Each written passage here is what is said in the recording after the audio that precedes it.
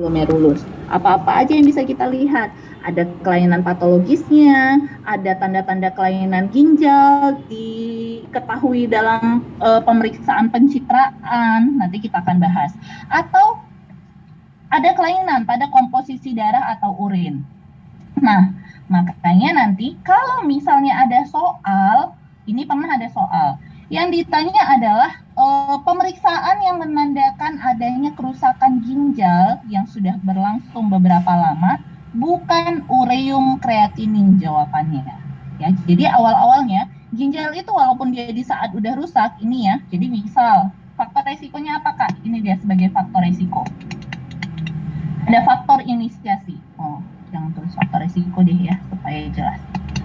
Ini sebagai faktor resikonya, apa-apa aja faktor resiko dari gangguan ginjal kronik yang bisa berlangsung lama, yaitu ada DM, ada hipertensi, dia terekspos toksin yang berlangsung lama, ada kompleks imun nanti pada pasien-pasien dengan glomerulonefritis, ada deposit autoimun disease pada pasien-pasien dengan SLE gitu. Nah, ini akan menimbulkan penurunan jumlah nefron. Nefron itu apa? Ini ya yang dimaksud dengan nefron.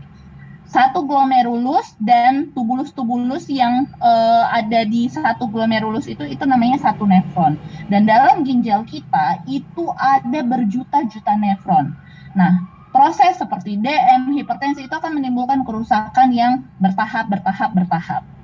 Dan akhirnya adanya kerusakan ini akan menimbulkan perubahan struktur dan fungsi ginjal yang akan meningkatkan tekanan di glomerulusnya ini. Bayangkan kalau misalnya dia hipertensi atau dia DM, lama-lama tekanan di glomerulusnya ini akan meningkat dan itulah yang nanti akan menimbulkan kerusakan ginjal.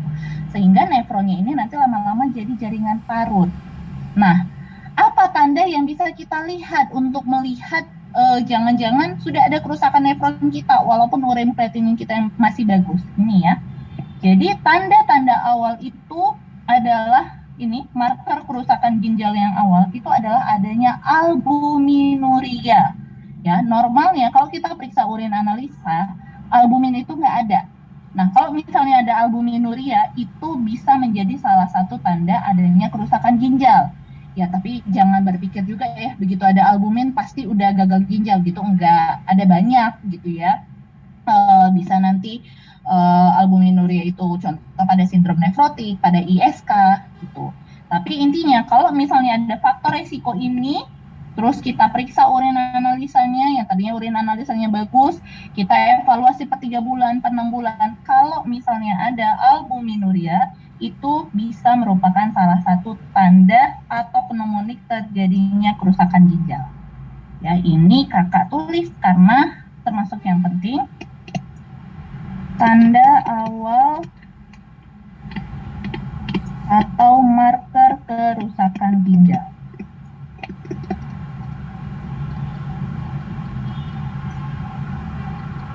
Nah, lama-lama setelah ada albuminuria nanti bertahap. Lama-lama nanti bisa ada sedimen urin, ada gangguan elektrolit, dan ujung-ujungnya nanti sudah terjadi penurunan laju filtrasi glomerulus ya. Begitu laju filtrasi glomerulusnya menurun, ya udah itu biasanya si pasiennya sudah ada di stadium 3 gitu. Ya, jadi kalau udah ada kalian bisa lihat ya untuk laju filtrasi glomerulus itu dia perhitungannya dari kreatinin. Jadi begitu kreatininnya udah meningkat ya itu bisa menjadi salah satu tanda gagal ginjal kronik. Tapi itu berlangsungnya masih lama gitu. Artinya enggak awal-awal dia masih bisa normal dan kita bisa tahunya dari albuminuria ya. Jadi ini juga sering nih keluar di UKM PPD. Nah, bagaimana gejala orang dengan gangguan ginjal kronik? Nah, seperti kita tahu, ginjal itu fungsinya ada banyak sekali. Nah, ini dia semuanya fungsi ginjal ini. Satu, ginjal itu berperan untuk mengatur keseimbangan dari natrium dan air. Sehingga kalau misalnya pasien dengan gangguan ginjal kronik, itu nanti akan terjadi gangguan keseimbangan natrium dan air. Apa dia keseimbangannya yang terganggu? Natrium nanti biasanya akan meningkat dan Karena natriumnya meningkat, ini nanti akan menarik air sehingga vaskular volumenya meningkat, terus terjadi hipertensi yang ujung-ujungnya nanti bisa bertahap menjadi heart failure. Selain itu nanti bisa terjadi hiperkalemia karena nanti mempengaruhi dari keseimbangan kalium. Nah, ini bisa nanti terjadi gangguan dari pembuangan nitrogen. Ingat ya, nitrogen itu urea. Urea itu adalah hasil dari metabolisme saluran cerna, sehingga misal ada flora normal di usus kita, ada bakteri di usus kita, itu nanti akan menghasilkan urea. Nah, normalnya urea ini akan dibuang oleh ginjal dalam bentuk ureum. Sehingga kalau misalnya pasiennya ini udah ada gagal ginjal kronik, ini nanti akan membuat eliminasi dari ureum itu terganggu, sehingga terjadilah uremia. Nah, uremia apakah gejalanya? Gejala-gejala dari uremia yang paling sering nanti dijelaskan di soal di UKM PPD adalah ini. Manifestasi neurologis dan manifestasi saluran cerna. Apa itu, Kak? Biasanya nanti manifestasi neurologis nanti pasiennya akan mulai ada gangguan kesadaran. Jadi begitu ada tanda-tanda nanti dia mulai delirium, mulai dia nggak bisa diajak ngomong dengan baik, bisa saja itu adalah tanda-tanda uremianya. Gastrointestinal manifestasi gimana? Itu biasanya nanti dia pasiennya mual muntah, dikasih obat-obat lambung nggak ada ngefek gitu. Itu dia tanda-tanda dari gastrointestinal manifestasi akibat uremia. Nah, apalagi nih gejala CKD yang sering. Nah, ini ya salah satu nanti kita akan belajar juga di anemia. Salah satu dari fungsi ginjal itu adalah menghasilkan eritropoietin, di mana eritropoietin itu nanti berperan untuk berperan dalam proses pembentukan eritrosit. Sehingga karena eritropoietinnya nanti terganggu, ya udah eritrositnya pun tidak terbentuk, makanya pasiennya nanti akan terjadi anemia. Keseimbangan asam basa itu nanti akan menimbulkan asidosis. Selain itu nanti ingat ginjal, mungkin nanti kalian akan bahas di endokrin. Ginjal itu berperan dalam proses pengubahan provitamin D menjadi vitamin D. Sehingga nanti pada pasien-pasien dengan gagal ginjal itu akan terjadi gangguan dari aktivasi vitamin D. Sehingga apa efeknya? Vitamin D itu nanti berperan dalam keseimbangan kalsium, makanya nanti akan terjadi hipokalsemi, sehingga nanti akan terjadi masalah tulang yang sering disebut dengan osteodystrofi. Selain itu apalagi nanti akibat keseimbangan kalsium dan fosfat itu nanti akan menimbulkan hiperparatiroid sekunder. Ini nanti kita akan bahas khusus lagi di bagian endokrin. Hiperparatiroid sekunder seperti namanya, sekunder. Ini terjadi peningkatan dari hormon paratiroid yang terjadi akibat masalah ginjal. Nanti beda dia sama hiperparatiroid primer. Yang penting kita ingat di soal UKM PPD yang paling sering keluar untuk gejala-gejala gangguan ginjal kronik ini adalah ini ya. Pertama ada tanda-tanda dari uremianya yang ini, yaitu ada gangguan kesadaran, ada mual dan muntah sama anemia. Nah, itu gejala yang paling sering timbul dan paling sering dijelaskan di soal yang menunjukkan ini adalah gagal ginjal kronik, bukan gagal ginjal akut atau yang lainnya. Bagaimana pemeriksaannya? Pemeriksaan untuk diagnosa PGK tadi kita udah bahas sekilas ya.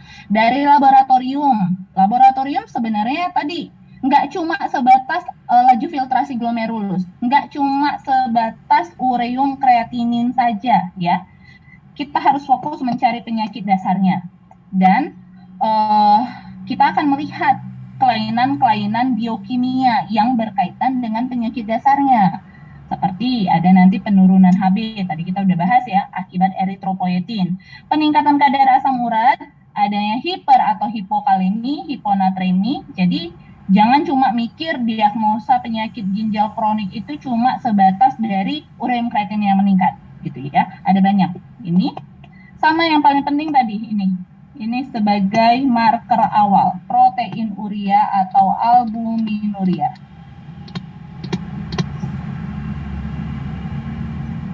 Oke, nah itu untuk pemeriksaan laboratoriumnya. Selanjutnya ada pemeriksaan radiologi. Pemeriksaan radiologi yang paling membantu awal-awalnya biasanya yang kita temukan itu adalah dari hasil USG ginjal. Hasil USG ginjal itu nanti dapat melihat simetrisitas perkiraan ukuran ginjal. Nih, ini dia. Ginjal itu sama, kalau misalnya kita lihat bentuknya itu sama seperti biji kacang. Jadi makin dia, kalau misalnya tadi kita lihat dari laju filtrasi glomerulusnya ini, makin dia derajat 4, derajat 5, kita akan melihat ginjalnya itu akan semakin mengkerut sampai nanti dia benar-benar kecil.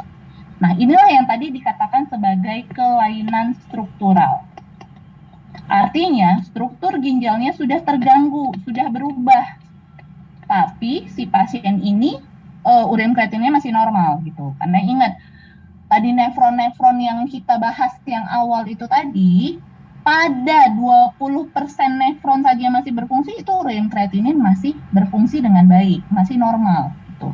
Makanya kita jangan cuma berfokus ke ureum kreatinin untuk masalah penyakit ginjal kronik.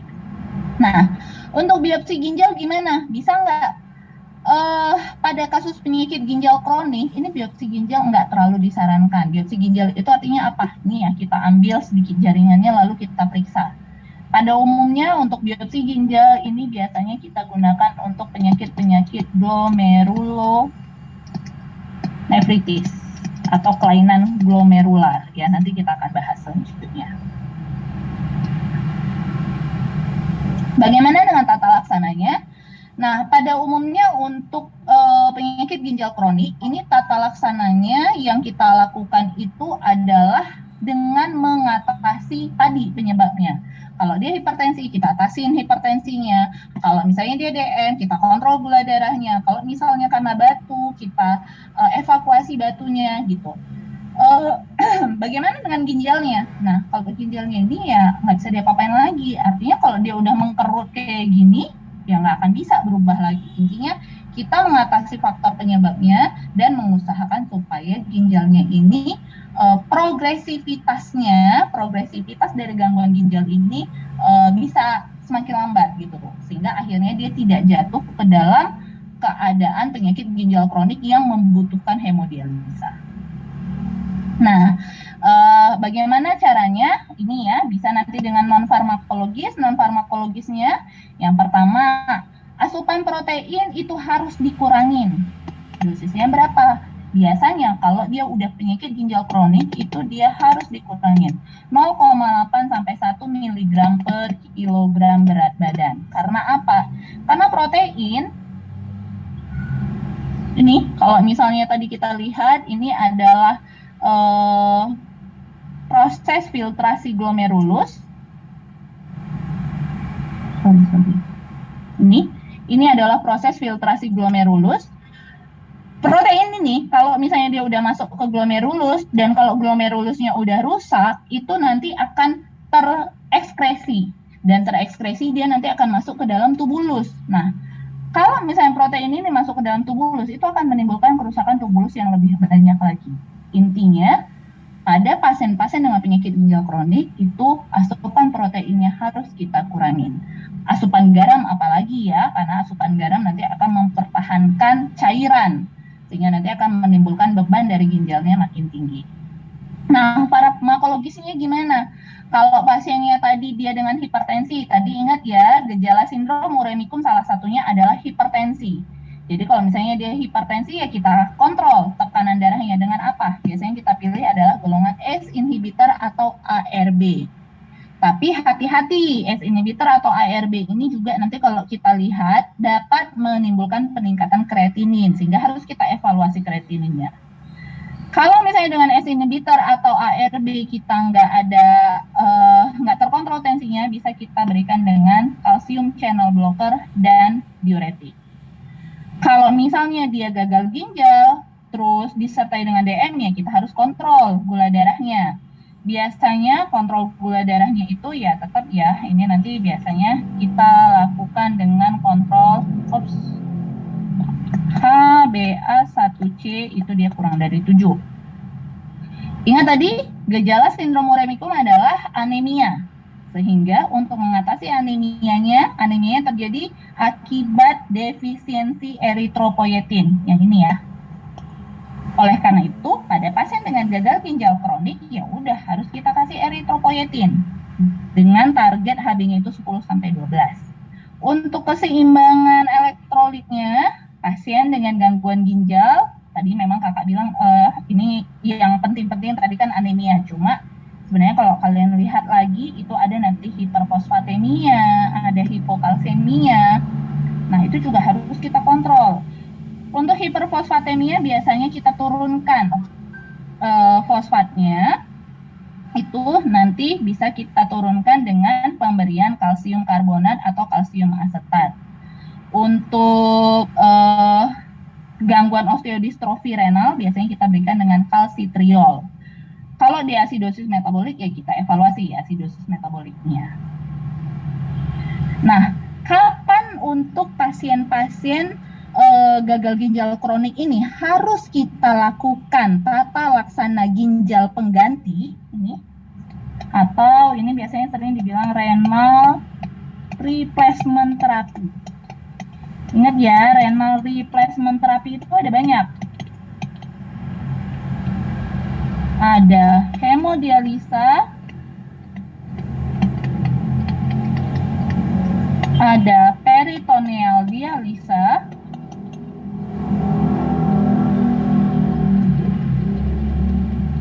sama yang ketiga itu ada transplantasi ginjal.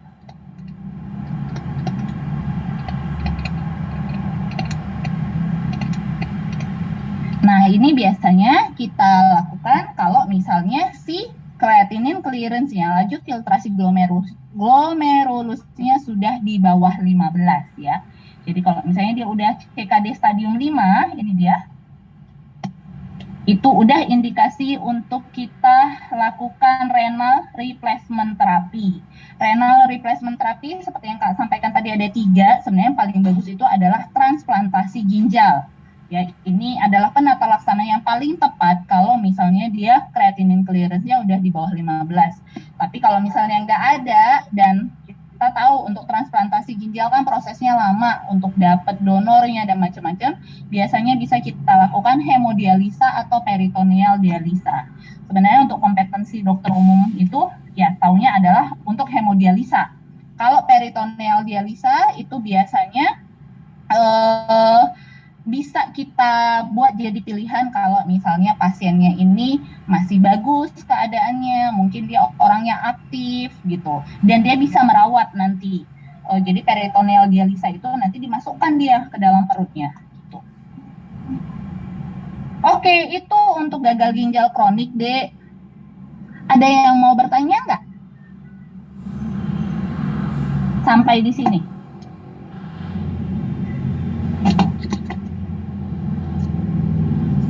Gimana?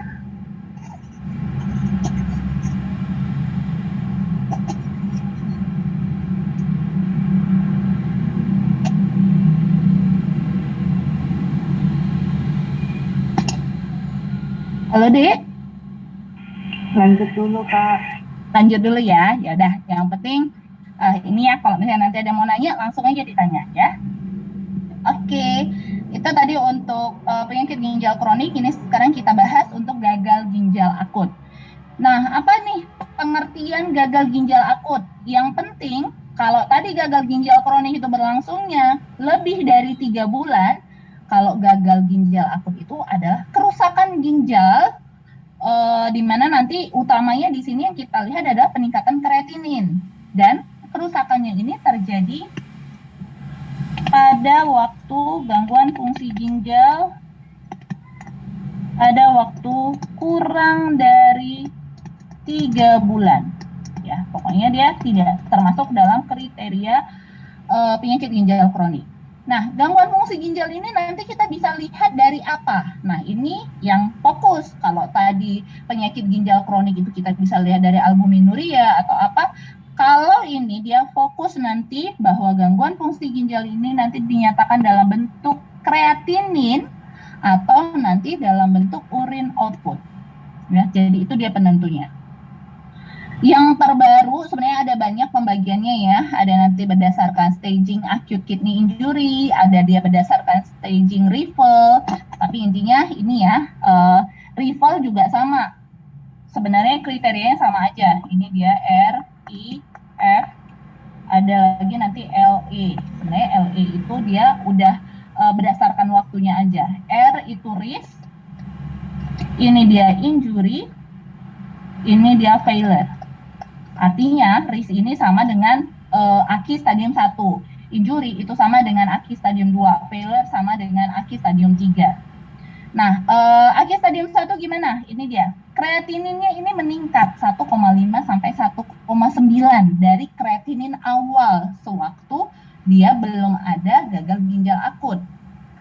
Kalau injury atau stadium 2 gimana? Dia meningkatnya 2 sampai 2,9. Kalau dia derajat 3, dia meningkatnya lebih dari 3 kali. Dan tandanya biasanya pada pasien dengan acute kidney injury ini urine outputnya pun berkurang. Kalau dia stadium 1, itu urine outputnya cuma setengah mililiter per kilogram berat badan dalam waktu 6 sampai 12 jam. Stadium 2, setengah mililiter per kilogram berat badan, tapi udah berlangsung lebih dari 12 jam. Stadium 3 kurang dari 0,3 ml per kilogram berat badan dan sudah berlangsung lebih dari 24 jam atau dia anuria. Nah, ini agak-agak kalian hafal ya. Sering nanti di soal ini juga nih yang ditanya, apa sih artinya anuria? Apa sih artinya oliguria? Gitu ya, karena di sini tadi ada fase urine outputnya yang kita nilai. Anuria itu adalah kalau produksi urinnya, nih ya, di sini juga kalian bisa lihat. Produksi urinnya itu kurang dari 100 mg per 24 jam. Ini 100 ml nih. Kurang dari 100 ml per 24 jam. Atau nanti kalau hitungannya 12 jam, dia kurang dari 50 ml. Sedangkan kalau oliguria, anuri itu artinya benar-benar nggak ada urinnya. Dikatakan kita benar-benar nggak ada urinnya itu kalau dia di total nih 24 jam cuma sekitar 100 cc kurang. Sedangkan kalau oliguria itu di total selama 24 jam itu dia cuma 100 sampai 400 cc. Atau ini sering nanti diambil tengah-tengahnya nih. Kalau oliguria itu dia di atas kurang dari 200 cc per 12 jam. Nah, kalau itu udah bisa kita katakan oliguria. Nah, jadi kalau udah ada nih tanda-tanda pasien, tadinya dia buang air kecilnya bagus, normal, terus tiba-tiba dalam 1 atau 2 hari, tiba-tiba buang air kecilnya sedikit, kita bisa curiga jangan-jangan ini adalah gagal ginjal akut. Selanjutnya bagaimana? Ingat, karena gagal ginjal akut ini berlangsungnya kurang dari 3 bulan, artinya pasti ada faktor penyebabnya yang membuat ginjal yang tadinya normal itu jadi nggak normal. Nah, apa nih faktor penyebabnya? Berdasarkan faktor penyebabnya itu nanti bisa kita bagi menjadi prerenal, intrarenal, dan postrenal. Prerenal artinya apa? Prerenal itu artinya dia, ini Kak buat merah dulu ya. Prerenal itu artinya dia masalahnya itu terjadi di arteri renalis yang bisa disebabkan oleh beberapa keadaan, di mana karena ini berkaitan sama vaskular pembuluh darah biasanya ini nanti sering terjadi akibat adanya shock. Bisa nanti shock sepsis, misal dia tiba-tiba ada infeksi sehingga ada shock sepsis, tekanan darahnya turun sehingga perfusi ke bagian ginjalnya pun akan berkurang. Bisa nanti shock kardiogenik atau nanti shock hipovolemik. Nah, itu kalau dia masalahnya prerenal. Bagaimana dengan intrarenal atau biasanya sih sering di soal dibuatnya renal aja. Intrarenal atau renal itu masalahnya ini di 2. yaitu masalahnya di ginjalnya itu sendiri. Nah, masalah-masalah apa nih yang bisa menimbulkan masalah gagal ginjal akut yang disebabkan oleh renal? Biasanya itu ada kerusakan langsung, direct damage to the kidney. Biasanya bisa terjadi akibat inflamasi, toksin, atau obat-obatan tertentu. Contohnya apa? Misal nanti ada penggunaan obat-obat kemoterapi. Seperti ini, nggak usah hafal ya, ini nice to know aja. Seperti cisplatin, atau nanti penggunaan misal ada pasien, biasanya nanti dibuat juga nih di soal. Pasien dia ada gangguan jantung, lalu untuk gangguan jantung itu dilakukan angiografi. Nah, untuk angiografi itu biasanya dikasihkan kontras. Nah, bisa juga akibat penggunaan kontras. Itu nanti akan menimbulkan kerusakan langsung di ginjalnya. Nah, itu dia kemungkinan adalah kerusakan ginjal yang sifatnya intrarenal. Nah, ada lagi yang ketiga adalah kerusakan ginjal yang diklasifikasikan dalam, Ada lagi kerusakan ginjal yang diklasifikasikan dalam kriteria postrenal. Nah, sesuai dengan namanya postrenal. Postrenal itu berarti dia masalahnya itu ada di setelah ginjal. Ini ya. Bisa di ureter, bisa di bladder, bisa di prostat ya. Biasanya ini terjadi akibat obstruksi.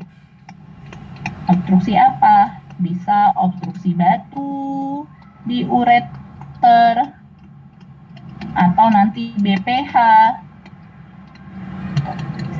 Nah, itu dia etiologi dari acute kidney injury. Jadi intinya kakak simpulkan lagi, kalau misalnya kalian lihat di soal, ada pasien tadinya dirawat inap, hari pertama ginjalnya bagus, fungsi ginjalnya bagus, ureum kreatinnya bagus. Tiba-tiba setelah rawatan hari ketiga, hari keempat, dia biasanya tandanya tadi yang dijelaskan di soal itu adalah tanda-tanda anuri atau oliguria. Jadi kencingnya berkurang. Nah, begitu kencingnya berkurang, diperiksalah kreatininnya mulai meningkat. Intinya kalian lihat, kalau misalnya ada salah satu penyebabnya prerenal atau intrarenal atau postrenal, berarti itu dia pasti acute kidney injury. Ya, jadi prinsipnya tadi membedakan dia dengan gagal ginjal kronik itu adalah kita lihat kalau gagal ginjal akut ini pasti ada pencetusnya. Apakah itu prerenal, intrarenal, atau postrenal? Ini ya, ini mengulang lagi sih sebenarnya. Untuk acute kidney injury tadi ada prerenal, ini biasanya terjadi akibat hipovolum, decrease cardiac output. Sedangkan kalau intrinsik itu nanti bisa ada masalahnya di glomerular, contohnya pada akut glomerulonefritis, bisa masalahnya pada tubulus. Tadi untuk tubulus itu biasanya berkaitan sama toksin-toksin. Atau nanti ada masalah-masalah vaskular. Selain itu, postrenal itu nanti ada biasanya disebabkan oleh obstruksi dari vesika, obstruksi dari ureter. Gitu.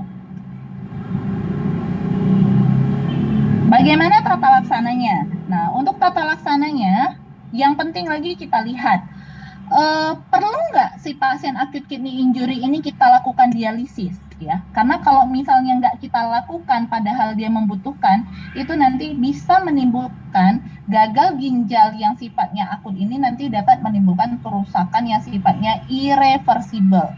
Sehingga kalau dia irreversible, ya udah pelan-pelan dia akan masuk ke dalam CKD. Acute kidney injury yang bagaimana? Yang kita perlu lakukan dialisis atau cuci darah. Nah, ini dia kriterianya ya. Ini kakak yakin pasti kalian udah tahu. A, I, U, E, O. Di mana A itu berasal dari kata asidosis. Ingat tadi ginjal itu dia berperan dalam pengaturan asam basa. Jadi begitu dia udah ada asidosis, pH-nya kurang dari 7,1, ya udah itu udah bisa menjadi salah satu indikasi untuk kita lakukan hemodialisa. Yang kedua, intoksikasi. Kalau gagal ginjalnya ini terjadi akibat intoksikasi, misal dia keracunan, ya udah itu juga harus kita lakukan dialisis. Yang ketiga, uremia. Tanda-tanda uremia tadi apa? Ya, yang paling banyak itu adalah ensefalopati ya. Jadi kalau misalnya pasien akut kidney injury ini dia udah mulai nggak sadar, ya udah itu juga udah harus kita dialisis. Yang keempat ada gangguan elektrolit. Gangguan elektrolitnya apa? Bisa nanti kaliumnya terlalu tinggi di atas 6,5 atau natriumnya yang terlalu tinggi di atas 155 atau malah natriumnya terlalu rendah. Nanti kita akan bahas tanda klinisnya apa-apa saja. Sama O yang terakhir adalah edem paru ya. Jadi sudah ada tanda-tanda edema. Dia udah sesak-sesak dan kita periksa ada ronki basah halus. Nah, kalau misalnya kriteria A, I, U, E, O ini nggak ada, kita masih bisa nih berupaya bahwa acute kidney injury ini bisa kita atasi dari pengaturan nutrisi, pengaturan hidrasi, atau cukup dengan koreksi gangguan asam basanya. Kalau misalnya yang tadi ya, asam basanya pH-nya masih kurang dari 7,1. N, nutrisi. Nutrisinya itu nanti kita atur kebutuhan kalorinya. Ingat, proteinnya nggak boleh banyak-banyak. Hidrasi. Nah, ingat tadi pada kasus-kasus prerenal itu sering terjadi akibat hipovolemia. Ya udah, kita rehidrasi sesuai kebutuhan. Kalau dia misalnya normovolemia, contoh pada acute kidney injury yang tipe renal atau postrenal, ya udah kita cukup kasih cairan seimbang sesuai dengan urin outputnya. Kalau hipervolemia, ya udah kita kurangin, nanti bisa kita perbanyak outputnya. Nah, koreksi gangguan asam basa dan elektrolit ya. Jadi ingat kalau misalnya ada soal tentang acute kidney injury, ini dulu nih yang perlu kalian pastikan. Si pasien ini ada indikasi untuk hemodialisis atau enggak? Kalau enggak ada, ya udah cukup dengan pemberian nutrisi, hidrasi, dan koreksi gangguan asam basa dan elektrolitnya. Oke, bagaimana deh? Ada yang mau ditanya?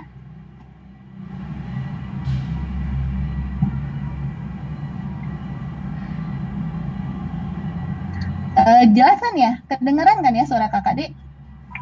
Kedengaran Kak. Oke. Ya, semoga memang nggak ada yang nanya karena udah jelas ya. Kalau misalnya nanti ada yang mau nanya Japri juga nggak apa-apa ya. Oke, selanjutnya kita masuk ke penyakit glomerulus. Nah, untuk penyakit glomerulus, pertama itu nanti pembagiannya sebenarnya bisa kita bagi menjadi dua bagian besar, yaitu sindrom nefrotik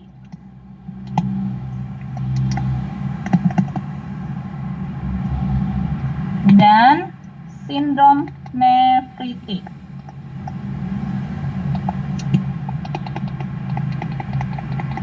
Nah, kalau pembagian yang kotak-kotaknya ini adalah pembagian si glomerular disease ini berdasarkan kriteria klinisnya. Jadi berdasarkan tampilan pasiennya bagaimana. Bisa saja yang pertama dia asimptomatik, nggak ada gejala apa-apa. Karena apa? Protein urianya, kandungan urin di proteinnya masih sedikit gitu. Atau dia datang dengan gejala makroskopik hematuria, di mana nanti hasilnya nanti dia ada hematuria sifatnya painless gitu. Protein urianya biasanya nggak terlalu banyak. Nah, asimptomatik ini dikatakan kalau misalnya nih ya, protein urianya kurang dari 150 mg. Sedangkan kalau dia nefrotik sindrom, nah lihat ya, ini nefrotik sindrom berdasarkan kriteria klinisnya. Kapan kita katakan dia sindrom nefrotik berdasarkan gejala klinisnya? Ingat, yang utama itu adalah ini. Ada protein urea masif. Kalau kita total, protein urea 24 jamnya itu dia di atas 3,5 gram. Atau kalau ini di urin analisa tampilannya nanti adalah proteinnya itu plus 3. Nah, itu yang dominan. Kalau pada anak dia di atas 40 mg per permukaan tubuh, luas permukaan tubuh.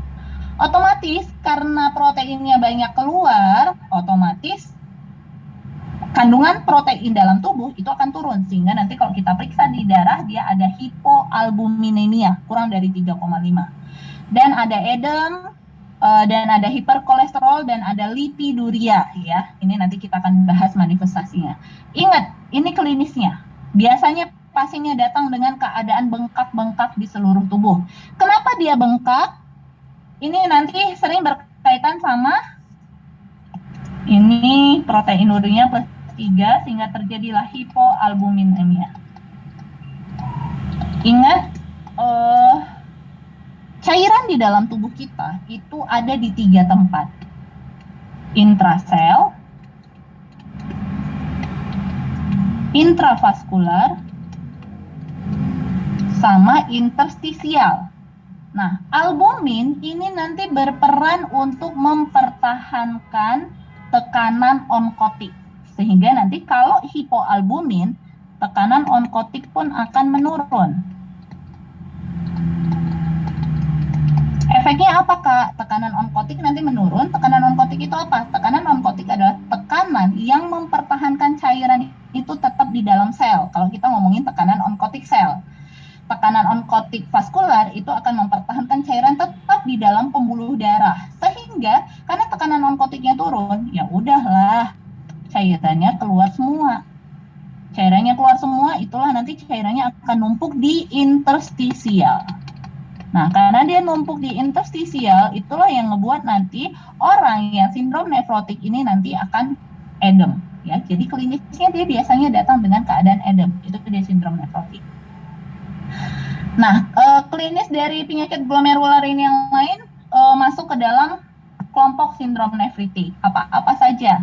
Sindrom nefritik itu biasanya beda dia dengan sindrom nefrotik. Kalau sindrom nefritik, pasiennya biasanya datang dengan oliguria atau nanti hematuria, buang air kecilnya berdarah. Karena apa? Karena ada silinder red cell. Proteinuria bisa ada, tapi perhatikan, proteinurianya cuma kurang dari 3 gram. Sedangkan tadi kalau sindrom nefrotik, itu proteinurianya lebih dari 3,5 gram. Edem bisa ada, tapi edem nggak menjadi yang utama. Ingat ya, yang paling utama ini keluhannya. Menjadi keluhan utamanya. Kenapa dia bisa terjadi oliguria? Karena ingat, pada sindrom nefritik itu biasanya nanti akan terjadi gangguan ginjal yang tadi yang kita bahas. Bisa menimbulkan acute kidney injury, ini, akut glomerulonefritis. Makanya nanti salah satu yang membedakan antara sindrom nefrotik sama sindrom nefritik itu kita lihat dari fungsi ginjalnya. Nah, berkaitan sama penurunan fungsi ginjal ini, sindrom nefritik itu bisa kita bagi menjadi 2, yaitu rapidly progressive glomerulonefritis dan chronic glomerulonefritis. Kalau namanya rapidly progressive, ya sesuai dengan namanya, rapidly progressive. Jadi dia sangat cepat sekali dia menurunnya fungsi ginjalnya. Biasanya nanti ini hitungannya renal failure over days or week. Awal-awalnya dia datang masih keadaan normal. 3 hari, 1 minggu kemudian tiba-tiba ureum kreatinina sangat menurun. Ureum kreatinina meningkat dengan drastis, artinya fungsi ginjalnya sangat menurun. Nah, itu bisa menjadi rapidly progressive glomerulonefritis. Sedangkan kalau chronic glomerulonefritis, yaitu sindrom nefritik yang bisa menimbulkan kerusakan fungsi ginjal, namun berlangsungnya itu dia biasanya lebih dari 3 bulan, sesuai dengan namanya tadi, sesuai dengan kriteria chronic kidney disease. Ya, jadi yang penting untuk penyakit glomerular ini, yang perlu kalian bedakan, pertama bedakan dulu yang mana sindrom nefrotik, yang mana sindrom nefritik. Setelah itu nanti kita lihat lagi sindrom nefrotik, itu dia biopsinya apa aja yang kita temukan. Kalau sindrom nefritik, tadi kita udah bisa lihat ya, kalau berdasarkan tingkat kerusakan ginjal,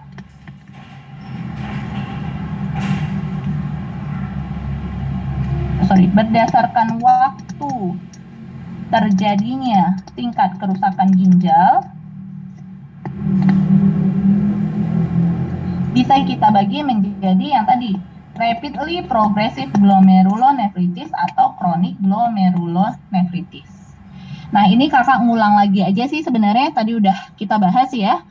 Ada sindrom nefritik, ada sindrom nefrotik. Sindrom nefritik itu adalah ini ya gejalanya. Sindrom nefritik itu dia terjadi akibat peradangan inflamasi yang terjadi di basement membran. Ya, jadi dia kerusakannya terjadinya di sini nih, di basement membrannya.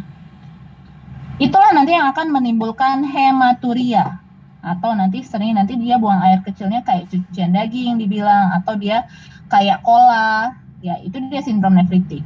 Beda nanti dengan sindrom nefrotik. Kalau sindrom nefrotik kerusakannya itu terjadi di podosit ini. Kerusakannya terjadi di podosit, itulah yang nanti akan menimbulkan gejala masif proteinuria. Nah, itu yang membedakan. Nah, ini kita bisa lihat lagi, lebih jelas lagi.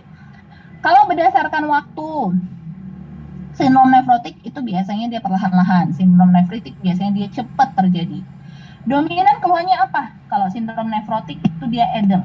Sedangkan kalau sindrom nefritik, keluhan utamanya itu adalah hematuria atau buang air kecilnya dia seperti kola atau berdarah.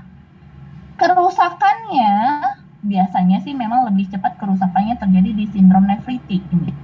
Tekanan darahnya naik, vena jugularis presternya juga naik, dan biasanya nanti kita akan melihat adanya peningkatan ureum kreatinin. Yang tadi bisa kita bagi menjadi RPGN atau chronic glomerulonefritis.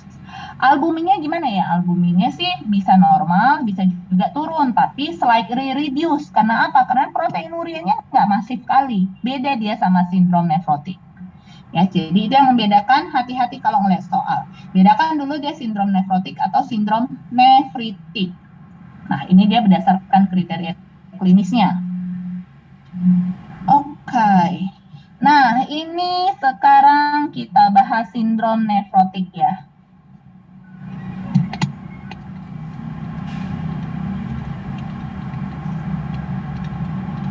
Nah, tadi kan waktu kita belajar tentang CKD, kita ada ngomongin tentang biopsi. Kapan biopsi bisa dilakukan? Ingat ya, biopsi itu bisa dilakukan selama struktur ginjalnya itu masih bagus. Artinya sebelum biopsi kita harus USG dulu.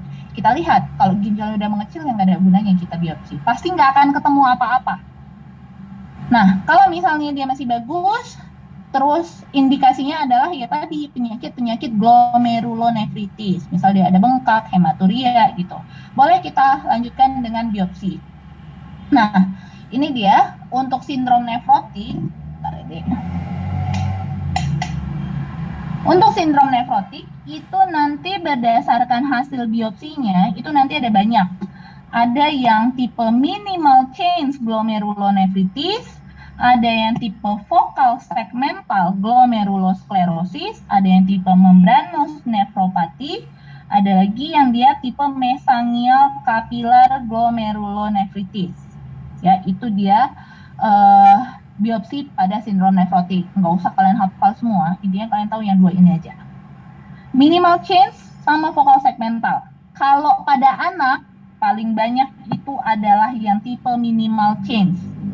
Apa yang kelihatan pada biopsinya? Kita nggak akan melihat adanya kerusakan apa-apa. Gambaran glomerulusnya kalau kalian lihat, ya udah dia normal kayak gini. Ada glomerulus, ada nanti tubulus-tubulusnya gitu.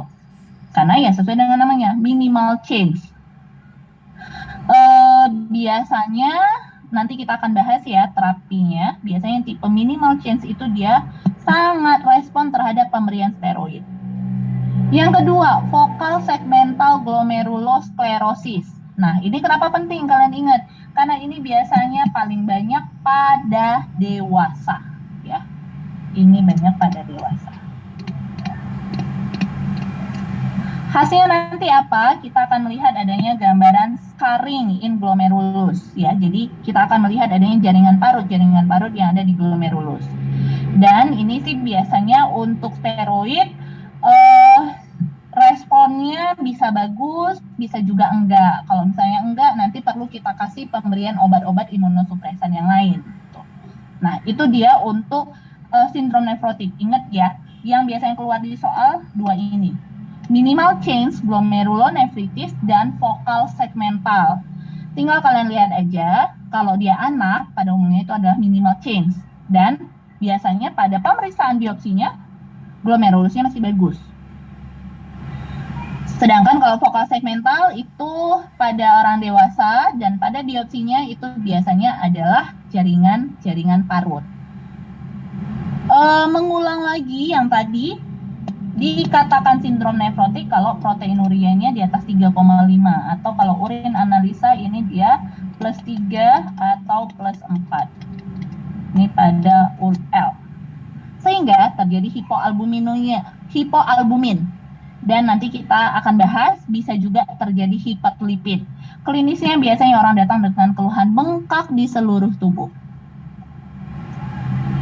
Nah, ini ya, kita bahas patofisiologinya.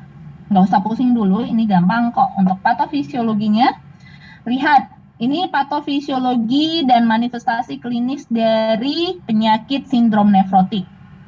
Sesuai dengan namanya, sindrom, sehingga nanti yang terjadi adalah banyak gejala.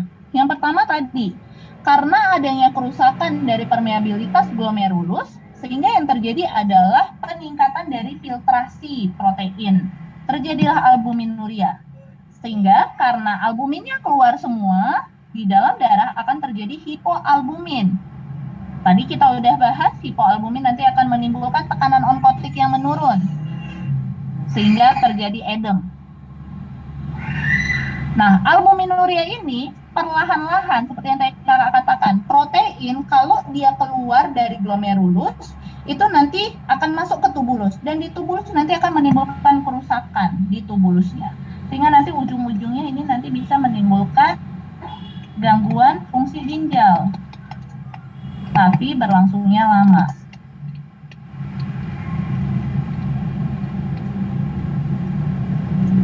Nah, albuminuria ini juga nanti karena proteinnya turun semua. Bentar ya, Dek ya.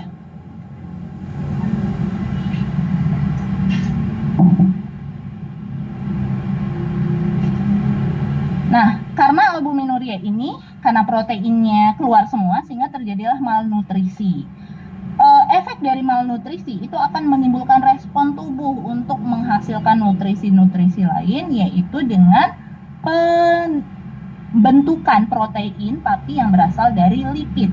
Makanya nanti terjadi hiperlipoproteinemia. Jadi lipidnya itu dihancurkan semua, tujuannya untuk menghasilkan protein, tapi karena lipidnya dihancurkan semua, itulah nanti akan menimbulkan lipiduria atau nanti bisa menimbulkan peningkatan dari kadar LDL. Nah, itu khasnya pada pasien-pasien sindrom nefrotik, ada LDL-nya yang meningkat.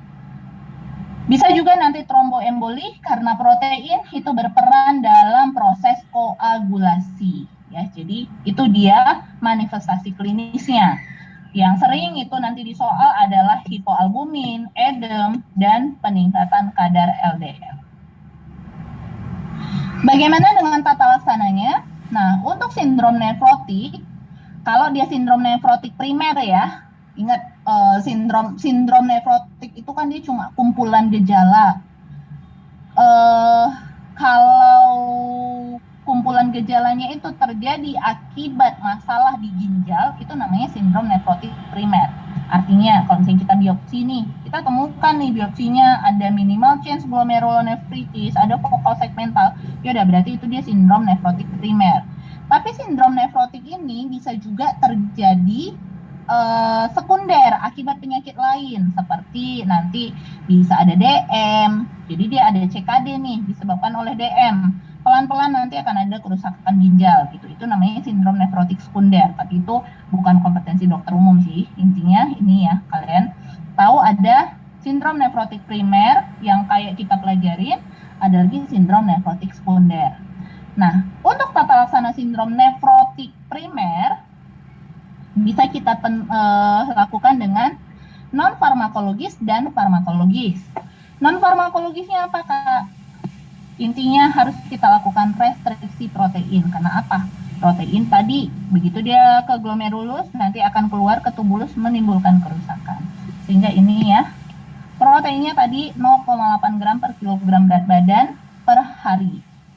Kolesterol itu harus kita kurangin karena LDL-nya meningkat. Rokok itu kita kurangin. Dia rendah garam. Kenapa? Karena kan dia udah bengkak-bengkak. Makin kita kasih garam, ya udah nanti dia makin menimbulkan retensi cairan. Sehingga terjadi harus kita restriksikan juga cairan. Farmakologisnya ya tergantung ya. Kalau misalnya dia edem, kita kasih loop diuretik. Apa tuh contohnya? Furosemid. Terus kalau misalnya dia dislipidemia, kita kasih statin. Kalau misalnya nanti dia ada hipertensi, boleh kita kasih S inhibitor atau ARB. Kalau misalnya dia ada proteinuria juga, salah satu efek dari S inhibitor sama ARB ini, selain nanti dia bisa menurunkan tekanan darah, ini juga menimbulkan efek yang baik, penghambat proteinuria. Ya, jadi bisa juga. Jadi mungkin nanti kalian perhatikan nih, ada pasien dia proteinurianya masif, padahal tekanan darahnya normal, dikasih S inhibitor atau ARB, ya, jangan bingung ya, itu bisa menjadi salah satu pengobatan untuk proteinurianya. Nah, kalau misalnya dia sekunder, ya kita pengobatan kausal sesuai dengan etiologi sindrom nefrotik. Ini kalau terjadi pada SN yang sekunder. Nah, jadi gitu ya prinsipnya. Ya. Nah, sekarang kita bahas yang tadi, sindrom nefritik atau glomerulonefritis. Yang paling sering ini adalah glomerulonefritis pasca streptococcus.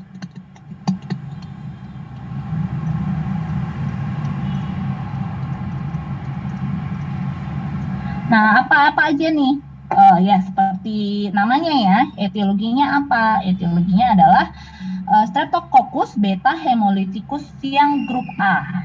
Piogen juga bisa, tapi paling banyak itu adalah yang grup A. Awalnya si Streptococcus beta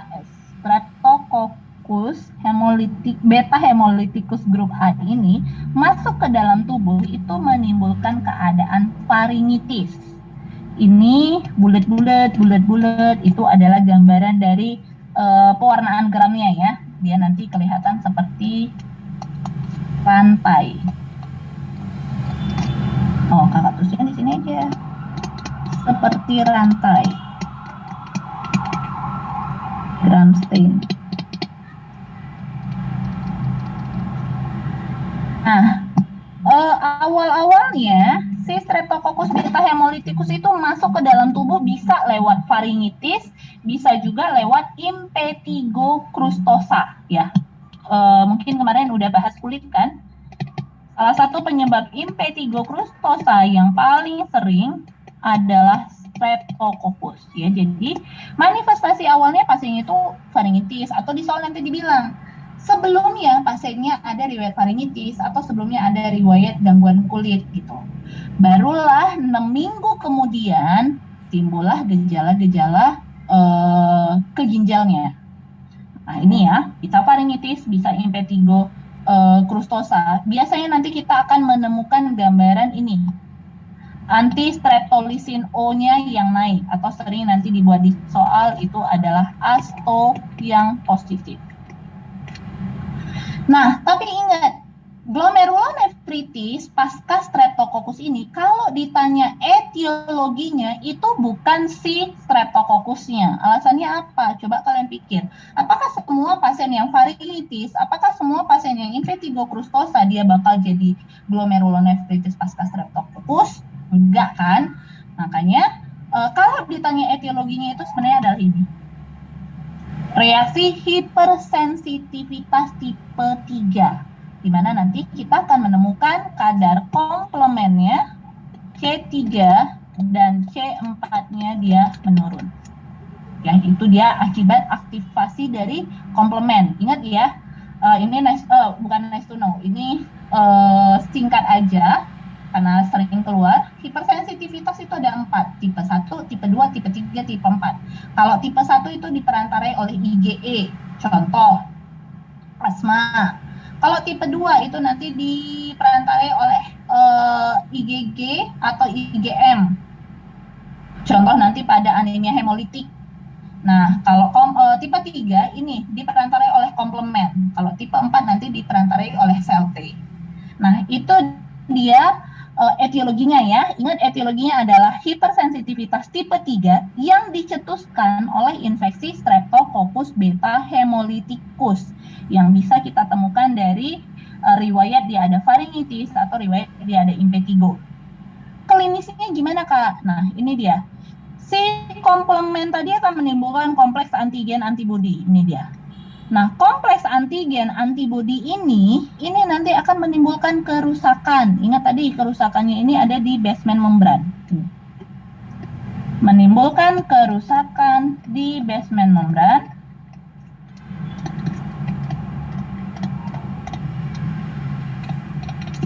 Sehingga inilah nanti yang akan menimbulkan klinis ini hematuria gitu. Makanya nanti biasanya dia datang dengan warna urin yang seperti teh atau seperti cola gitu.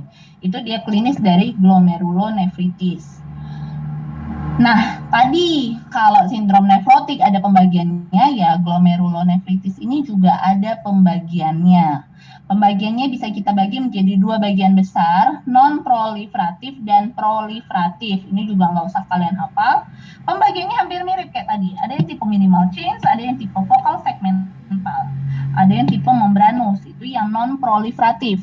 Kalau yang proliferatif itu nanti ada membranoproliferatif glomerulonefritis, ada rapidly progressive, ada nefropati IgA. Nah, itu dia untuk yang glomerulonefritis. Dan salah satunya yang tadi kita bahas adalah glomerulonefritis pasca infeksi Streptococcus. Ya, yang penting kalian ingat yang ini aja. Minimal change ini tadi banyak pada anak. Ini biasanya banyak pada dewasa. Bagaimana dengan penata laksanaannya? Ya, sama seperti yang tadi. Biasanya tata laksananya secara simptomatik. Ya, kalau dia ada proteinuria, kita kasih ACE atau ARB. Kalau dia ada edem, kita kasih furosemid. Kalau dia ada hipertensi, bisa kita kasih CA channel blocker, bisa kita kasih angiotensin converting enzyme S inhibitor atau ARB. Restriksi protein, restriksi garam ya. Indikasi dialisis ya tadi kalau dia ada A, I, U, E, O. Karena glomerulonefritis ini masuk ke dalam keadaan acute kidney injury. Nah, tata laksana kausalnya karena dia disebabkan oleh hipersensitivitas, biasanya bisa kita berikan golongan steroid ya. Ini ya. Steroid untuk reaksi hipersensitivitas.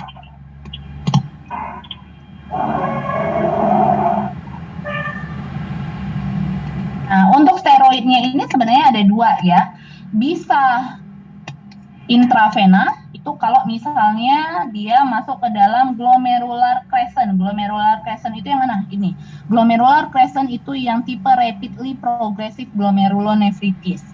Jadi kalau misalnya di soal nih ada dijelaskan, tadinya 3 hari yang lalu urin creatinine masih bagus, sekarang urin creatinine meningkat, itu adalah tipe rapidly progressive glomerulonefritis atau yang tipe crescent. Itu biasanya kita berikan intravena methylprednisolone untuk tipe crescent. Kalau untuk tipe yang lainnya, yang non-proliferatif, biasanya ini bisa kita berikan golongan prednison oral.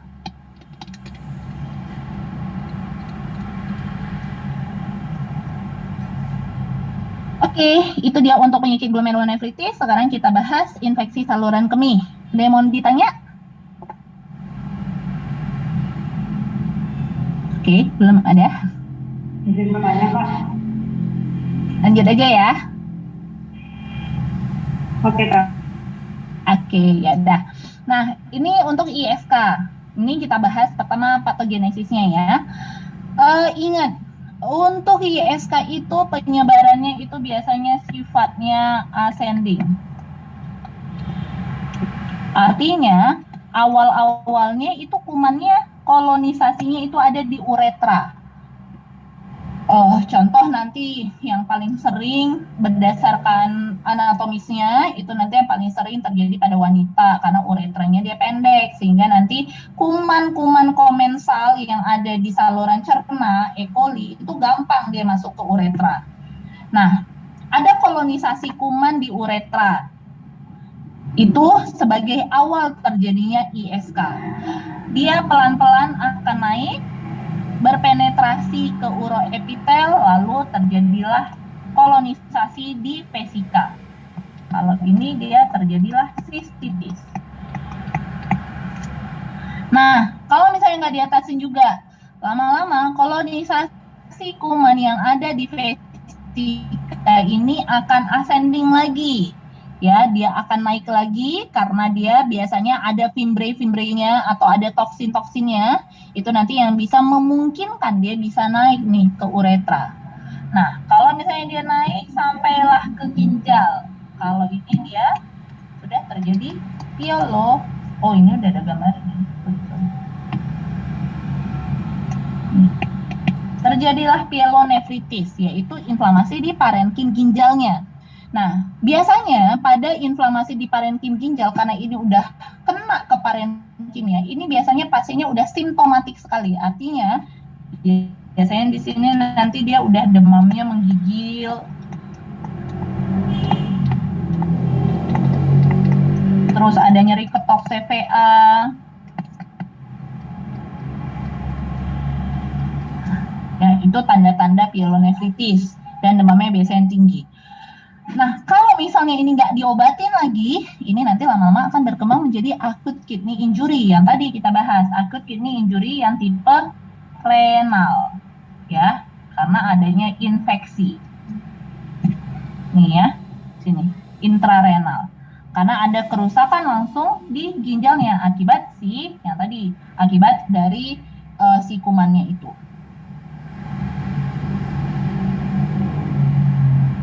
Nah, itu dia patogenesisnya. Ingat kalau misalnya ditanya penyebaran infeksi pada ISK ini terjadi secara ascending. Nah, berdasarkan gambarannya, ISK ini nanti klasifikasinya ada banyak. Pertama, berdasarkan anatomis. Ini berdasarkan anatomis. Berdasarkan anatomis, ini nanti bisa dibagi menjadi upper dan lower urinary tract infection. Upper artinya di atas, ya, itu nanti biasanya adalah pielonefritis, itu udah bisa kita katakan upper urinary tract infection. Kalau misalnya dia vesika ke bawah, vesika atau nanti uretritis yang dia sifatnya asimptomatik, itu kita katakan sebagai lower urinary tract infection.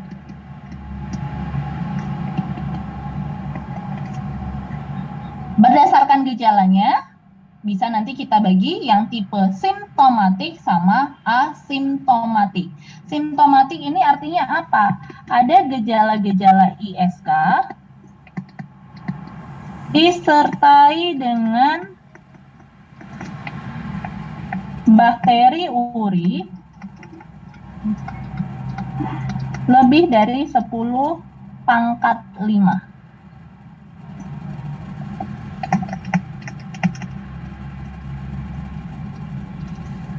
Kalau asimptomatik, dia tanpa gejala. Artinya dia nggak ada demam, nggak ada anyang-anyangan, tapi diperiksa di kulturnya, bakteri urinya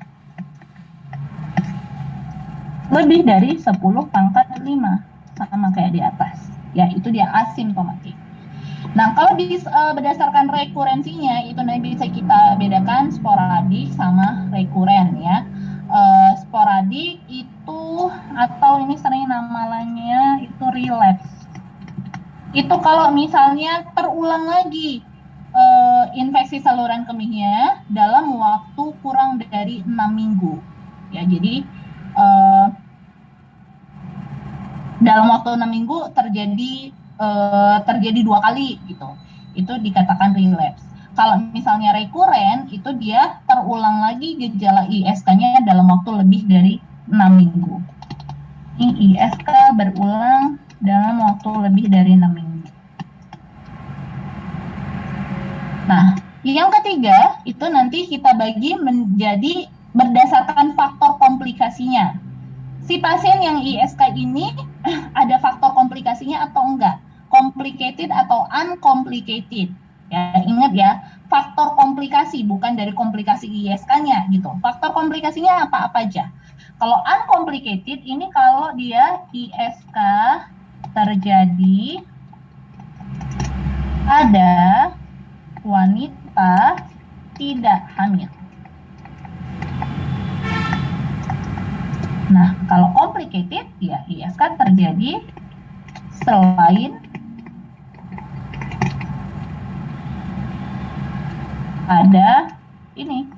pada wanita yang tidak hamil. Ya, jadi bisa saja ISK-nya terjadi pada wanita yang lagi hamil, ISK terjadi pada laki-laki, atau ada faktor resikonya.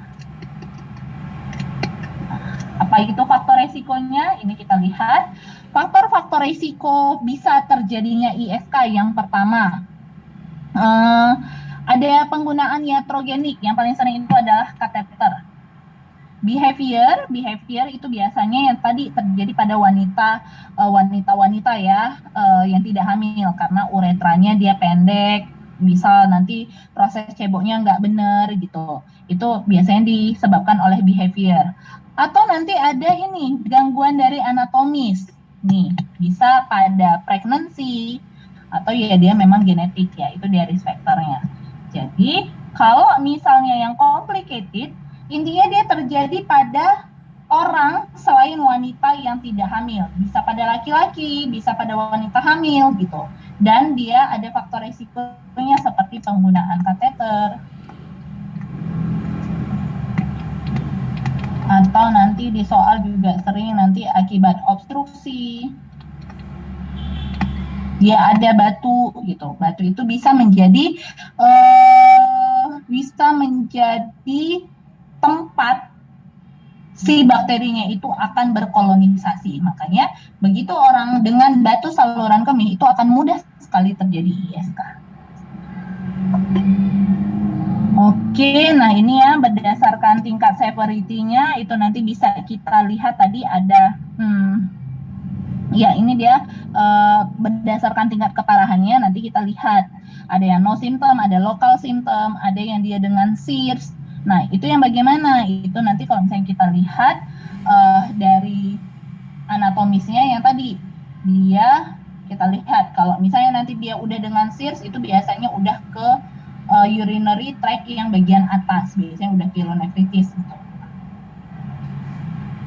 Tata laksana, sebelum kita bahas tata laksana, ini dia ya, untuk kriteria diagnosa dari urinary tract infection. Ingat, untuk diagnosa dari urinary tract infection, ini normalnya yang kita gunakan adalah midstream urine. Dan kita menemukan jumlah koloni lebih dari 10⁵ bakteri. Tapi pada beberapa keadaan tertentu, jumlah dari kurang dari 10⁵ itu udah bisa menegakkan kriteria ISK. Seperti apa? Kalau asimptomatik bakteriuria ya udahlah ya namanya asimptomatik. Kita katakan dia bakteriuri, ya udah harus dia memenuhi kriteria yang tadi ya, dia harus lebih dari 10⁵. Kalau misalnya yang terjadi adalah urinary tract infection yang sifatnya akut dan uncomplicated, ya, jadi terjadinya pada wanita dan dia cuma sistitis saja, cuma ISK bagian bawah. Ada gejalanya, disuri, urgensi, ini bisa kita tegakkan ISK kalau dia 10⁵. Kalau dia pielonefritis, ya udah apalagi ya. Kalau dia pielonefritis itu bisa kita tegakkan dia. Ini gejala-gejalanya ya, demam sampai menggigil, ada nyeri ketok, dan kita bisa yakinin demam dan nyeri ketoknya itu karena ISK kalau misalnya kita temukan lebih dari 10 10⁴ pada pemeriksaan kultur urinnya. Kalau dia complicated, ingat tadi complicated dia intinya terjadi pada wanita yang terjadi pada orang selain wanita yang tidak hamil. Kalau dia terjadi pada laki-laki itu 10⁴, kalau pada wanita 10⁵. Oke, kalau rekuren itu biasanya cukup dengan jumlah bakteri kurang dari 10⁵, tapi gejala klinisnya dia jelas gitu. Tapi intinya sih yang sering keluar ini yang paling penting kalian ingat, bahwa dikatakan dia ISK kalau kita menemukan jumlah bakterinya 10⁵. Tata laksananya bagaimana? Tata laksananya itu bisa kita kasih dengan pilihan utama. Pilihan pertama itu adalah, kalau ini kan dia berdasarkan ini ya, urologi dari Eropa. Tata laksananya itu bisa dengan fosfomisin, nitrofurantoin, sama pivmesilinam. Tapi ini, sorry.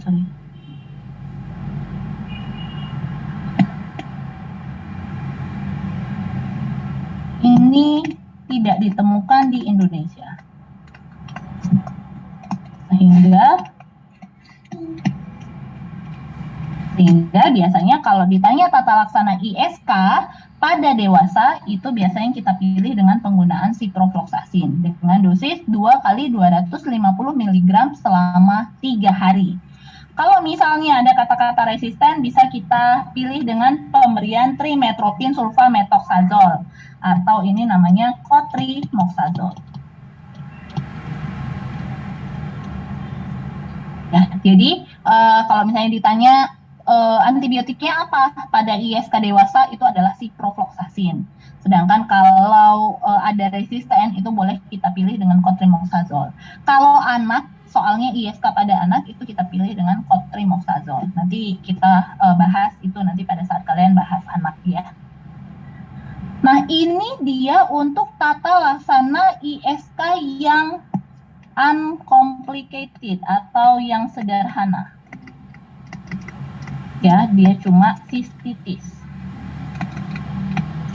Tapi kalau dia udah sampai pyelonefritis, itu biasanya kita lihat lagi.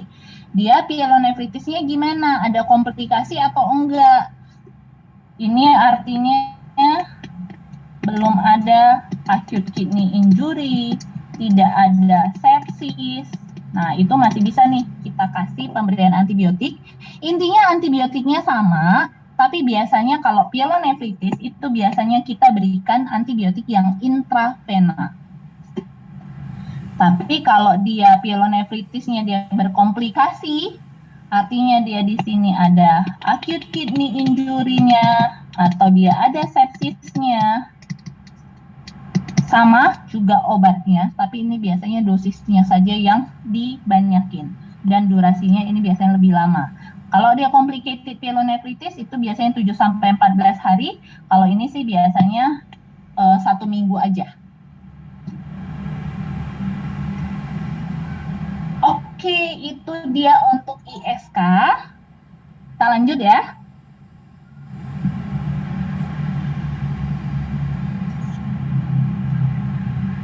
Oke, kita lanjut ya. Nah, ginjal tadi salah satu perannya adalah mengatur keseimbangan elektrolit. Keseimbangan elektrolitnya apa nih yang diatur? Nanti yang paling sering diatur itu ada natrium, ada kalium, ada kalsium. Sehingga nanti pada pasien-pasien dengan gangguan ginjal itu bisa terjadi gangguan elektrolit ini. Nah, sebelum kita bahas, ini secara umum. Gangguan elektrolit itu nanti bisa karena dia terlalu banyak, terlalu tinggi jumlahnya, atau dia malah terlalu rendah. Kalau dia terlalu tinggi, hiper. Kalau dia natrium itu dikatakan hipernatremi kalau dia lebih dari 144. Kalau kalium itu kalau dia lebih dari 5,2. Kalau kalsium itu dikatakan dia hiper kalau lebih dari 10,2. Hipo bagaimana? Hiponatremi itu kalau dia kurang dari 136. Jadi ingat ya, natrium itu normalnya 135, gampangnya aja nih. Biasanya sih secara umum labnya kayak gini. natrium 135 sampai 145. Kalium ini biasanya 3,5 sampai 5,5. Kalau kalsium ini biasanya 8,5 sampai 10. Nah, itu dia. Yang penting kita ingat adalah klinisnya bagaimana. Kalau misalnya natrium, lihat nih, gejala-gejala utamanya itu berkaitan sama persarafan. Jadi kalau hipernatremi sama hiponatremi, itu biasanya masalahnya adalah gangguannya terjadi pada, sini aja deh, biar bagus kakak buat.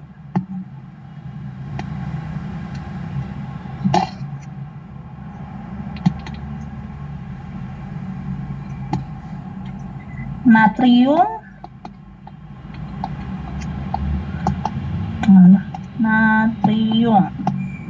ini gangguan utamanya di persarafan.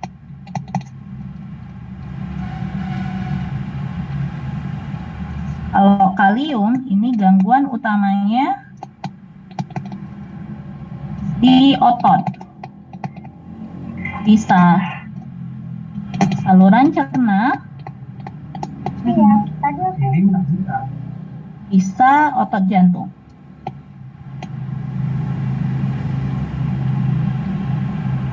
Dan yang ketiga, kalsium. Kalau kalsium ini biasanya, ingat, kalsium itu biasanya berkaitan sama tulang ya. Jadi ini dia nanti mekanisme pembentukan tulang. Ingat tadi masalah di ginjal ini nanti kalau misalnya dia terlalu turun bisa menimbulkan osteodistrofi.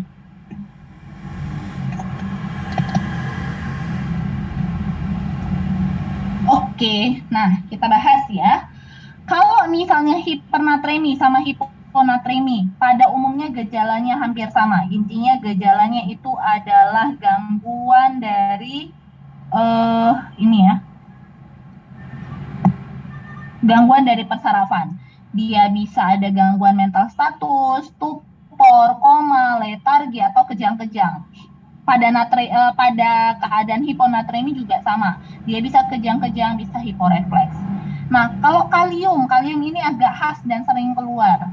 Kalium ini nanti berkaitan sama masalah di otot.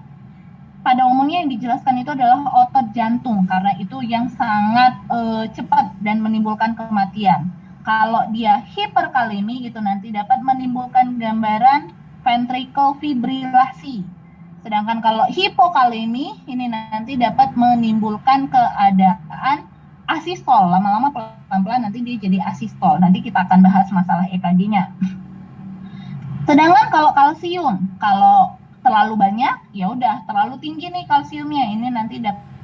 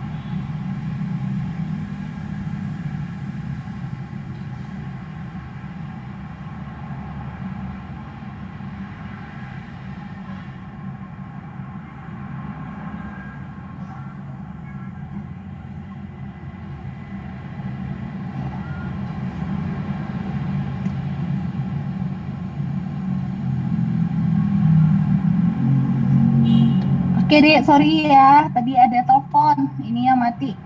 Boleh kita lanjut lagi?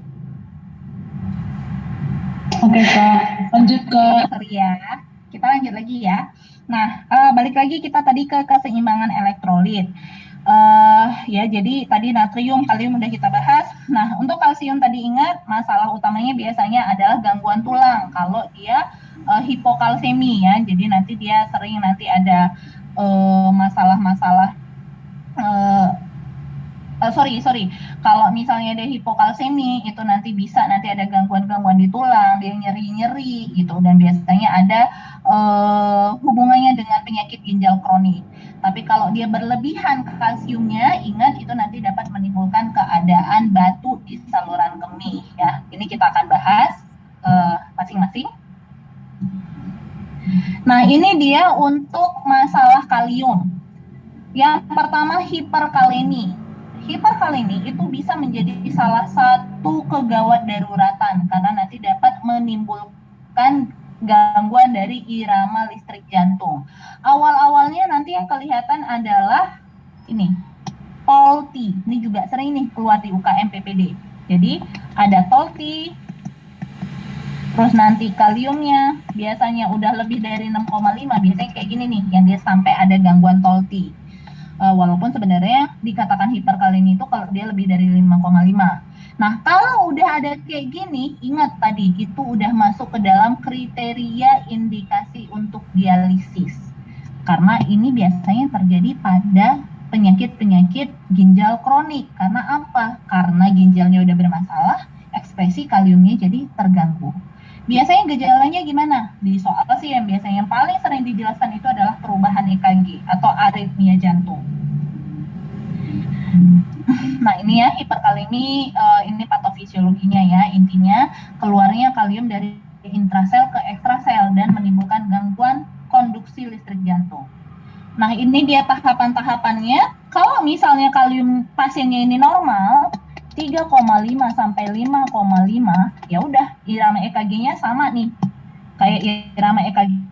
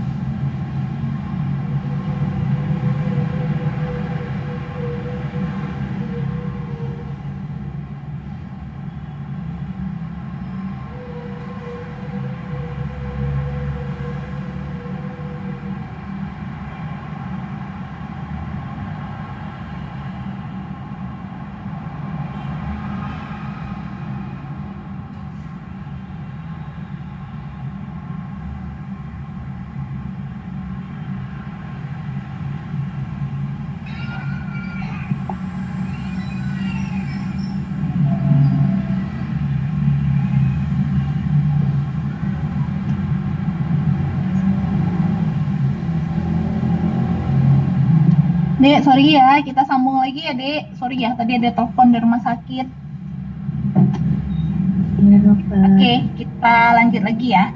Nah, itu tadi dia untuk hiperkalemi, ini dia untuk EKG-nya. Ini dia kalau dalam kalium normal, itu EKG-nya normal ya. Ada gelombang P, QRS, T gitu. Nanti kalian akan bahas di kardiologi. Tapi kalau misalnya dia hipokalemi, kurang dari 3,5, itu awal-awalnya nanti akan ada tanda-tanda ST depresi. Jadi dia kayak PJK. Tapi hasilnya nanti ST depresinya ini di semua lead gitu ya. Awalnya ST depresi, lalu nanti ada kita lihat gelombang U ya, jadi ST depresi, terus nanti dia ada tambahan gelombang U.